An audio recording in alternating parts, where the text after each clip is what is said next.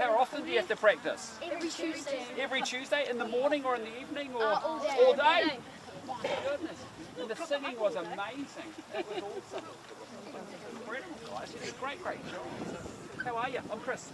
I'm Taylor. Nice to meet you, Taylor. Good to see you. Good to see you. Did an awesome job. You were the leader. Yeah, man, you did. I reckon you did better than Aaron Smith. Yeah. Awesome. And who led the singing? It was.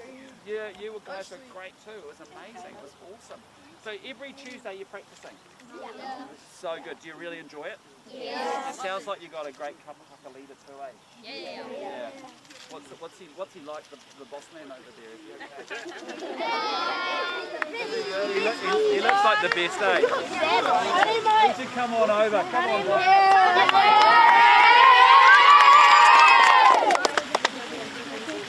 She teaches you. Now, what are the teachers like at your school? Are they giving you enough homework? Do you want more or less homework?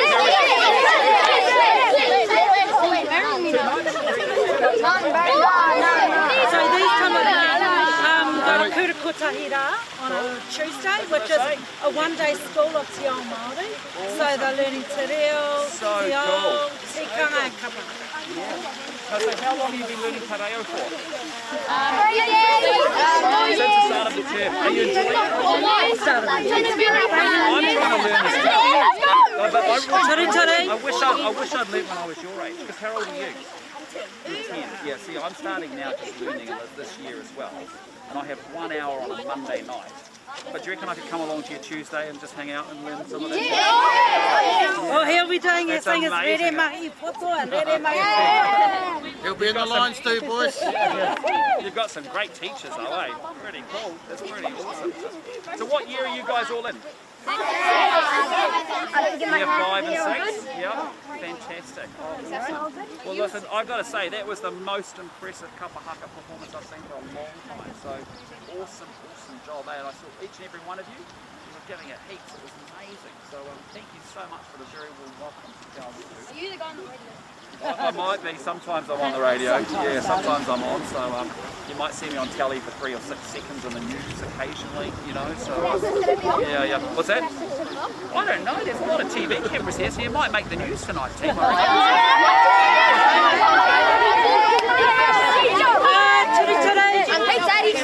Turn around. I like your haircut, man. That's one stylish haircut.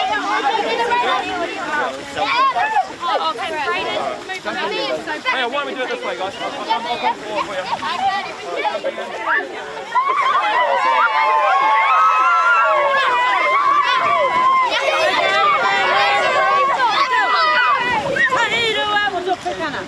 We'll do one more for a pukana. Okay. Oh, that's going to be a great photo, team. Well done. Awesome. You guys. Awesome. We're going to get Chris and Barbara.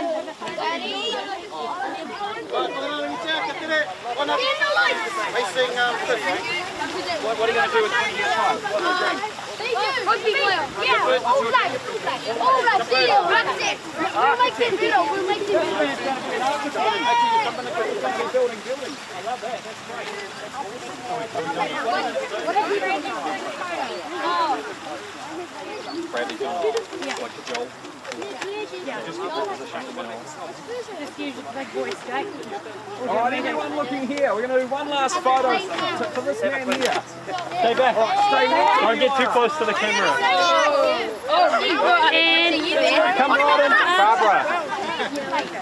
Can you jump this side? Barbara, can you jump this side? And that gap right there. Your hair looks good. My hair looks way better. Come on, boys. Okay, right, everyone looking at this camera. Cheese. 3, 2.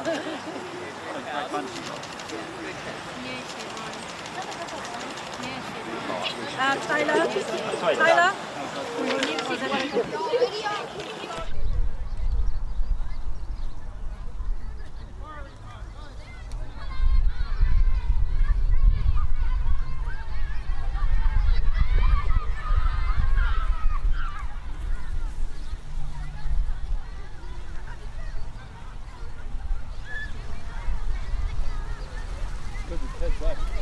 Makes it interesting. Yeah.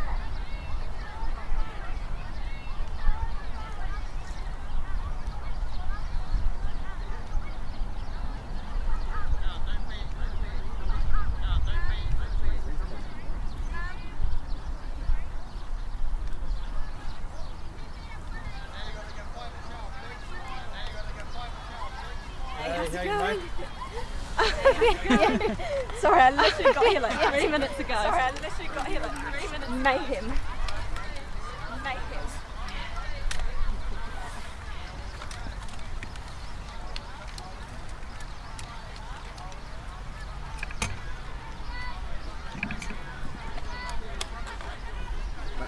Sorry. Oh no, you're okay. Sorry. Oh no, you're okay. Thank you.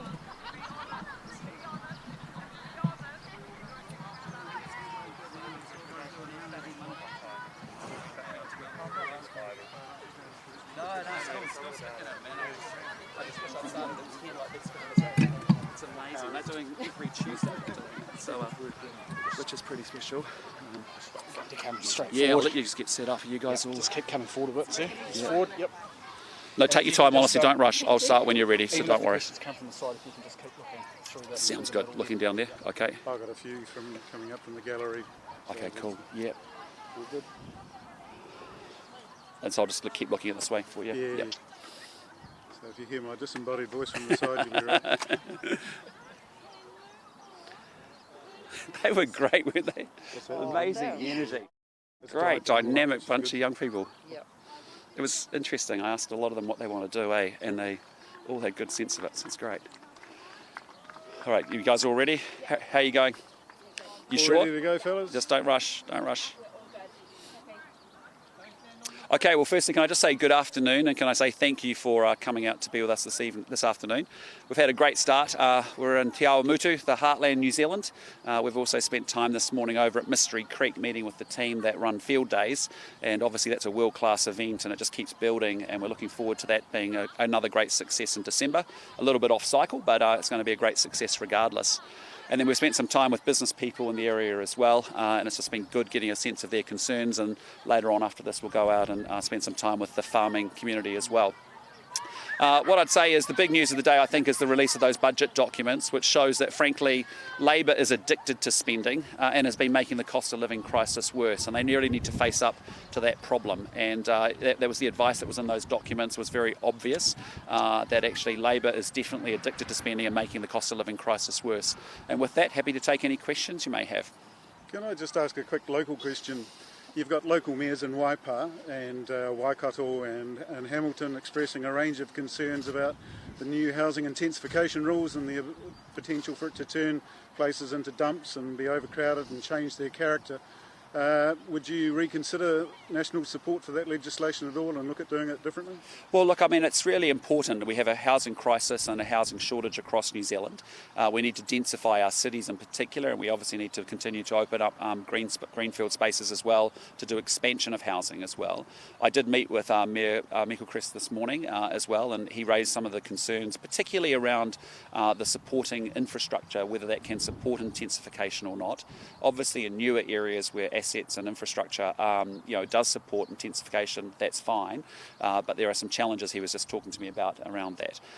As we've said, look, we are supportive of we have to deal with this housing crisis in New Zealand, and the reality is if you're a young person in New Zealand at the moment, one of the reasons you want to know that you can work hard and on your income you can actually afford and to be able to buy a house. And so we've got to find that balance of being able to densify our cities and expand into new areas and new land, but we are also, we're happy to hear what's working, what's not working, and we'll make amendments as needed in government.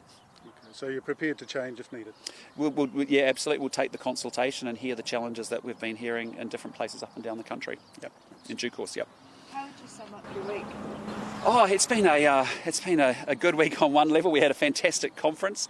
I think we've got an outstanding policy. The welfare that works has had a huge, positive reaction, to be honest, both with community organisations and employers, and I think we found the balance right there of incentivising and encouraging and young people to find a real practical solution to the problem of how we get them into work. We had an outstanding conference in Christchurch. There's a lot of positivity and really good energy. Obviously, you've seen we've had good momentum in polling, and we've come a long way in 7 to 8 months since with the new leadership team in the National Party. And then equally, on the other hand, we've had a frustrating week with respect to Sam Uffindell and then the revelations that have emerged in the last few days. Okay. Any more revelations that have come to light? No, I mean, obviously, the reason I put an independent investigator in was after the recent set of allegations, and they were incredibly serious, and they are concerning to me. And I have to say, as a father with a daughter that's flatting at university, I take those incredibly seriously. And so, what I've done, yesterday or the night before was to put in place an independent investigator who will look at both sides of that allegations. It's important that the complainant's allegations are taken incredibly seriously. Sam disputes those allegations or aspects of those allegations, and so in fairness, I need to run an independent process where we can get to the bottom of it. Have you this kept from the party leader? I mean, are your systems robust enough for when you're bringing people into the national organisation? Well, I think the fact that I'm asking for an independent investigation suggests that we've got improvement to make on our candidate selection processes, and we've got work to do. There were some aspects that actually worked well and better than in the past, but clearly there are aspects of improvement. But right now, my focus is making sure we take those allegations incredibly seriously. I am concerned about them. I want an independent investigator.